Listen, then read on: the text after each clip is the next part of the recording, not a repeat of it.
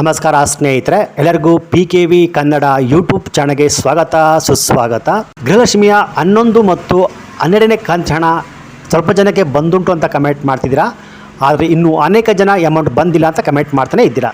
So ಈ 11 ಮತ್ತು 12ನೇ ಕಂತು ಹಣ ನಮ್ಮ ಅಕೌಂಟಿಗೆ ಬಂದುಂಟಾ ಇಲ್ವಾ ಅಂತ DBT ಸ್ಟೇಟಸ್ನ ಚೆಕ್ ಮಾಡೋದು ಹೇಗೆ ಎಂದು ಕಂಪ್ಲೀಟಾಗಿ ತಿಳಿಸ್ಕೊಡ್ತೀವಿ ಸ್ನೇಹಿತರೆ.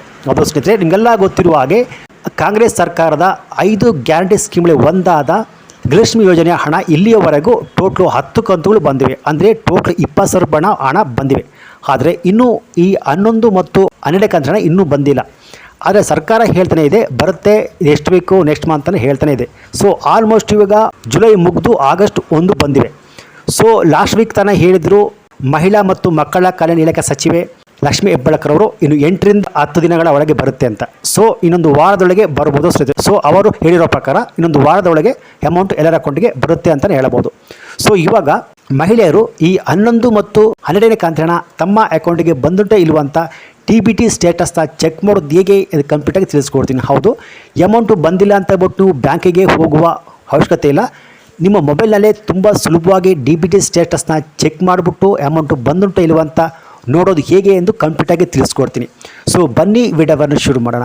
ಅದಕ್ಕಿಂತ ಮುಂಚೆ ನೀವಿನ್ನು ನನ್ನ PKV ಕನ್ನಡ ಯೂಟ್ಯೂಬ್ ಚಾನಲ್ಗೆ ಸಬ್ಸ್ಕ್ರೈಬ್ ಮಾಡಿಲ್ಲ ಅಂದರೆ ದಯವಿಟ್ಟು ಸಬ್ಸ್ಕ್ರೈಬ್ ಮಾಡ್ಕೊಳ್ಳಿ.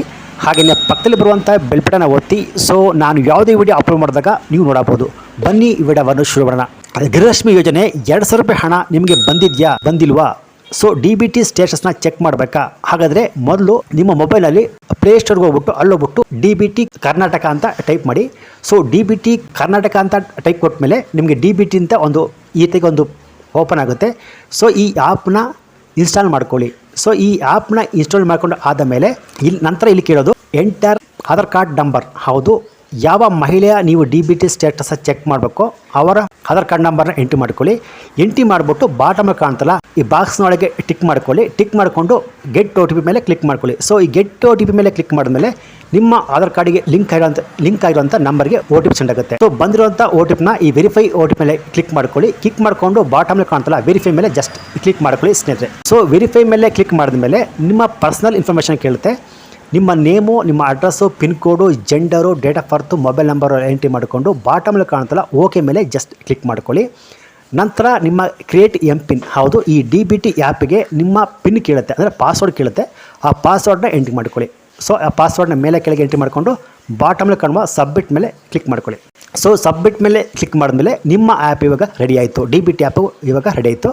ಸೊ ಇವಾಗ ಚೆಕ್ ಮಾಡಬೇಕಲ್ವಾ? ಸೊ ಚೆಕ್ ಮಾಡೋದಕ್ಕೆ ಇಲ್ಲಿ ಸೆಲೆಕ್ಟ್ ಬೆನಿಫಿಷರಿ ಮೇಲೆ ಕ್ಲಿಕ್ ಮಾಡ್ಕೊಳ್ಳಿ. ಸೊ ಸೆಲೆಕ್ಟ್ ಬೆನಿಫಿಷರಿ ಮೇಲೆ ಕ್ಲಿಕ್ ಮಾಡಿದ್ಮೇಲೆ ನಿಮ್ಮ ಆಧಾರ್ ಕಾರ್ಡಿಗೆ ಲಿಂಕ್ ಆಗಿರುವಂಥ ಅವ್ರ ಹೆಸರು ಆಟೋಮೆಟಿಕ್ ಓಪನ್ ಆಗುತ್ತೆ. ಸೊ ಆ ಹೆಸರು ಎಂಟ್ರಿ ಮಾಡಿಕೊಂಡು, ಸೊ ಮೊದಲೇ ನಾವು ಸೆಟ್ ಮಾಡಿದ್ವಲ್ಲ MPIN ಅಂತ, ಆ MPIN 4 MPIN ಎಂಟ್ರಿ ಮಾಡಿಕೊಂಡು ಲಾಗಿನ್ ಮೇಲೆ ಜಸ್ಟ್ ಕ್ಲಿಕ್ ಮಾಡ್ಕೊಳ್ಳಿ. ಸೊ ಲಾಗಿನ್ ಮೇಲೆ ಜಸ್ಟ್ ಕ್ಲಿಕ್ ಮಾಡಿದ ಮೇಲೆ ನಿಮಗೆ ಇನ್ನೊಂದು ಪೇಜ್ ಓಪನ್ ಆಗುತ್ತೆ. ನೋಡಿ, ಇನ್ನೊಂದು ಪೇಜ್ ಓಪನ್ ಆಗುತ್ತೆ. ಇಲ್ಲಿ ಬಂದು payment status, seeding status of other in bank account, profile and contact ಅಂತ. ಸೊ ಫಸ್ಟ್ನೇ ಆಪ್ಷನ್ ಕಾಣ್ತಲ್ಲ ಪೇಮೆಂಟ್ ಸ್ಟೇಟಸ್ ಅಂತ, ಪೇಮೆಂಟ್ ಸ್ಟೇಟಸ್ ಮೇಲೆ ಕ್ಲಿಕ್ ಮಾಡ್ಕೊಳ್ಳಿ. ಗೃಹಲಕ್ಷ್ಮಿ ಯೋಜನೆಯ ಹಣ ನಿಮ್ಮ ಬ್ಯಾಂಕಿನ ಅಕೌಂಟಿಗೆ ಬಂದುಂಟೋ ಇಲ್ವಂತ ತುಂಬ ಸುಲಭವಾಗಿ ಚೆಕ್ ಮಾಡ್ಬೋದು. ಇದಕ್ಕೆ ನೀವು ಬ್ಯಾಂಕ್ ಹೋಗುವ ಅವಶ್ಯಕತೆ ಇಲ್ಲ. ಸೊ ಈ ಪೇಮೆಂಟ್ ಸ್ಟೇಟಸ್ ಮೇಲೆ ಜಸ್ಟ್ ಕ್ಲಿಕ್ ಮಾಡ್ಕೊಳ್ಳಿ. ಸೊ ಈ ಪೇಮೆಂಟ್ ಸ್ಟೇಟಸ್ ಮೇಲೆ ಜಸ್ಟ್ ಕ್ಲಿಕ್ ಮಾಡಿದ್ಮೇಲೆ ಇಲ್ಲಿ 3 ಆಪ್ಷನ್ ಓಪನ್ ಆಗುತ್ತೆ. ಒಂದು ಗೃಹಲಕ್ಷ್ಮಿ, ನಂದು ಅನ್ನಭಾಗ್ಯ, ಹಾಗೆಯೇ ಒಂದು ವೇಳೆ ಈ ಮಹಿಳೆಯು 60 ವರ್ಷಕ್ಕಿಂತ ಮೇಲ್ಪಟ್ಟಿದ್ರೆ ಓಲ್ಡ್ ಪೆನ್ಷನ್ ಸ್ಕೀಮ್ ಅಂತ ಬರುತ್ತೆ.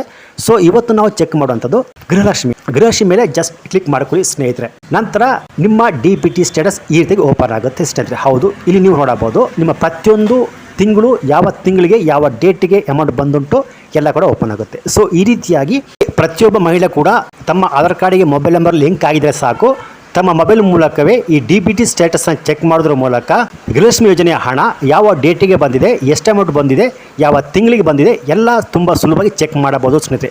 ಸೊ ಇದಕ್ಕೆ ನೀವು ಯಾವ ಬ್ಯಾಂಕಿಗೆ, ಪೋಸ್ಟ್ ಆಫೀಸ್ಗೆ ಹೋಗೋ ಅವಶ್ಯಕತೆ ಇಲ್ಲ. ಸೊ ಇದು ಇವತ್ತಿನ ವಿಡಿಯೋ ಆಗಿತ್ತು. ಈ ಮಾಹಿತಿ ನಿಮಗೆ ಇಷ್ಟ ಆಗಿದೆ ಅಂತ ಅನ್ಕೋತೀನಿ. ಈ ಮಾಹಿತಿ ನಿಮಗೆ ಇಷ್ಟ ಆಗಿದ್ರೆ ತಪ್ಪದೆ ಈ ವಿಡಿಯೋಗೆ ಒಂದು ಲೈಕ್ ಕೊಟ್ಟು ಈ ವಿಡಿಯೋವನ್ನು ಯಾರು ಗೃಹಲಕ್ಷ್ಮಿ ಯೋಜನೆಯ ಹಣ ಪಡ್ತಾ ಇದ್ದಾರೋ ಅವ್ರಿಗೆ ಎಲ್ಲರಿಗೂ ಶೇರ್ ಮಾಡಿ ಸ್ನೇಹಿತರೆ. Thanks for watching.